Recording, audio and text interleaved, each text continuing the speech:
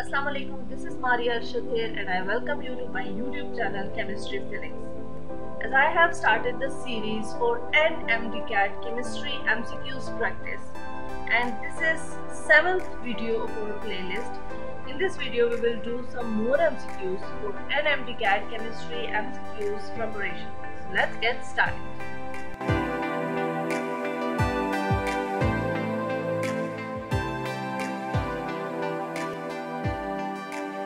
Question number 1 is ethanol and dimethyl ether are best considered structural isomers, diastereomers, option C is enantiomers and option D is stereoisomers. So as we know, ethanol is basically CH3, CH2 and OH. CH2 and OH. And what is the structure of ether?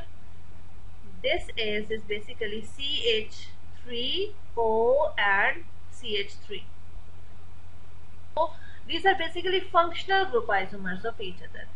And as we know, that group isomerism is basically the type of the structural isomerism. So our answer will be structural isomers. We can say that ethanol and dimethyl ether are structural isomers of each other. और ये मैं पिछली video में discuss कर चुकी हूँ. मैंने आपको हिंट दिया था जिसमें मैंने आपको ये बताया था कि अल्कोहल्स और ईथर्स जो होते हैं they are functional group isomers of each other. ये चीज हम लोग पहले डिस्कस कर चुके हैं. सो अकॉर्डिंग टू दैट ये क्या होंगे आपस में फंक्शनल ग्रुप आइसोमर्स हैं. And as the functional group isomer is basically the type of the structural isomerism, so we can say that they are structural isomers of each other.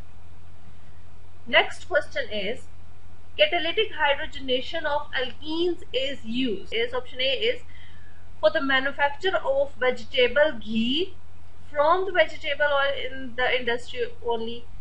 Yes, catalytic hydrogenation of alkene is they use from oil to ghee. Option B is a synthetic as well as analytical tool in laboratory only. तो yes, जो catalytic hydrogenation होती है it is used as a synthetic as well as analytical tool in laboratory. So our option C will be the right option, that is both A and B. Catalytic hydrogenation जो होती है alkenes की वो इन दोनों कामों के लिए use होती है. So our answer will be option C. Next question is benzene does not undergo. Option A is polymerization, option B is elimination only and option C is both A and B. तो हम देखते हैं कि benzene never polymerise, benzene कभी भी polymerise नहीं करता और बेंजीन में ना ही एलिमिनेशन होती है. इट मींस कि benzene does not undergo polymerisation as well as it also does not go undergo elimination. So our answer will be option C, that is both A and B. It means benzene ना तो polymerization करता है और ना ही benzene में ना तो polymerization होती है ना ही elimination होती है. So इस वजह से हमारा आंसर क्या होगा जी, both A and B. ये दोनों जो है benzene नहीं करता, benzene में ये दोनों reactions नहीं होते. Next question is during nitration of benzene the active nitrating agent is. Active nitrating agent कौन सा होगा during the nitration of benzene? So as we know, अगर हम लोग देखें नाइट्रेशन में बेसिकली क्या होता है, nitric acid HONO2, this is basically HNO3 और प्लस जब ये रिएक्ट करता है सल्फ्यूरिक एसिड के साथ अंडर सम कंडीशंस तो बेसिकली क्या बनता है, एक नाइट्रेटिंग एक्टिव नाइट्रेटिंग एजेंट बनेगा. अब इसमें बेसिकली चीजें क्या बनती है, एक इसमें बनता है NO2 प्लस इसमें क्या बनता है HSO4 माइनस एक बनता है और एक इसमें चीज जो बनती है this is water molecule, that is water molecule. So इसमें हम देख रहे हैं इस रिएक्शन में बेसिकली NO2 प्लस जो है this is basically strong electrophile or we can say this is basically the active nitrating agent. ये जो NO2 प्लस है ये जाके अटैक करता है बेंजीन के ऊपर.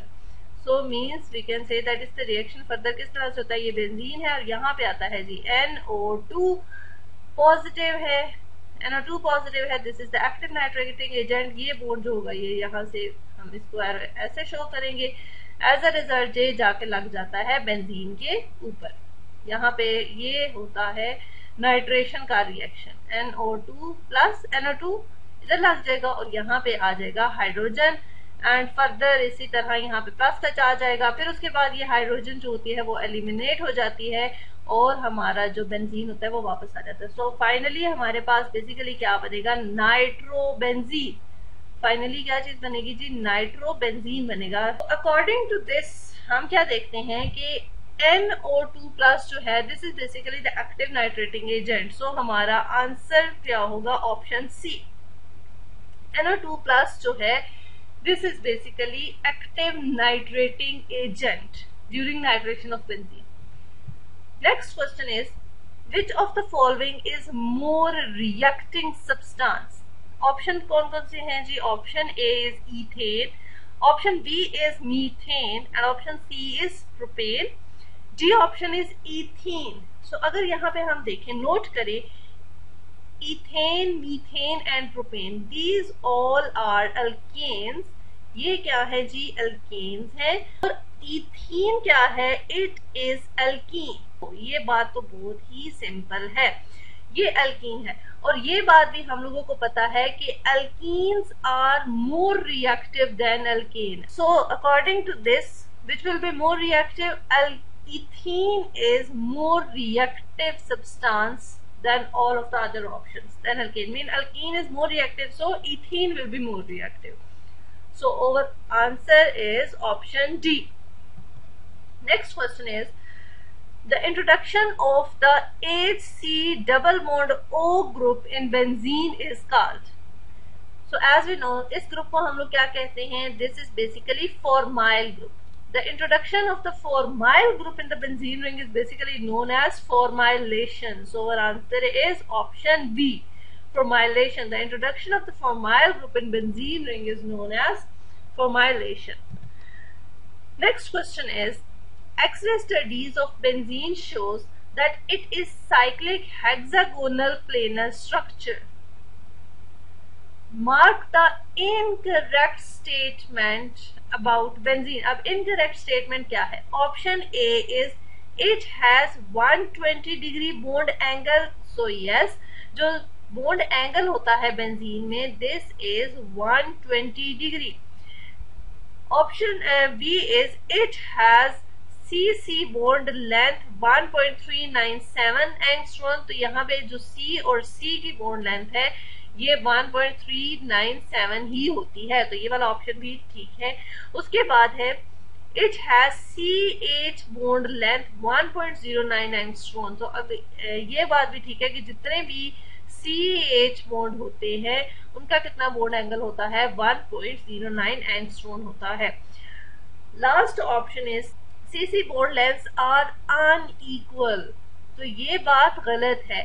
बेंजीन रिंग में जितने भी CC बॉन्ड हैं they all are of equal length, so we can say that this is basically the incorrect statement about benzene, because in benzene all the CC bond lengths are equal, so this will be our right answer. CC bond lengths unequal जो है ये एक incorrect statement है, so option D is our answer. Next question is question number 8. Which of the following test does not help us to distinguish between alkane and alkyne? Option A हमारे पास क्या है जी, bears test. तो bears test जो होता है this is basically, इसको हम KMnO4 टेस्ट भी कहते हैं। तो ये तो अनसेचुरेशन चेक करने के लिए होता है, यानी कि अल्कीन्स को ये डिस्टिंग्विश करने के लिए होता है, तो ये वाला टेस्ट तो ठीक है।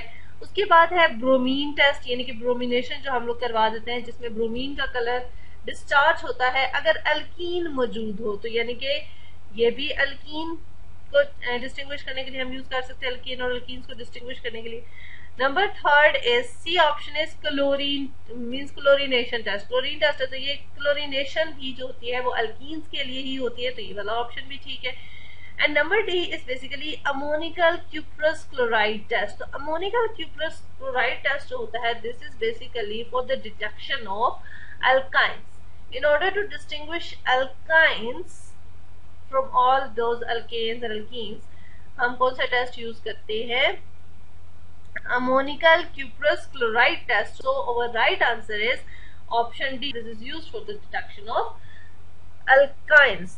This is not helpful to distinguish between alkanes and alkenes. This is basically used to distinguish alkynes. Question number 9 is the introduction of X group in the presence of FeBr3. FeBr3 is basically catalyst in benzene is called.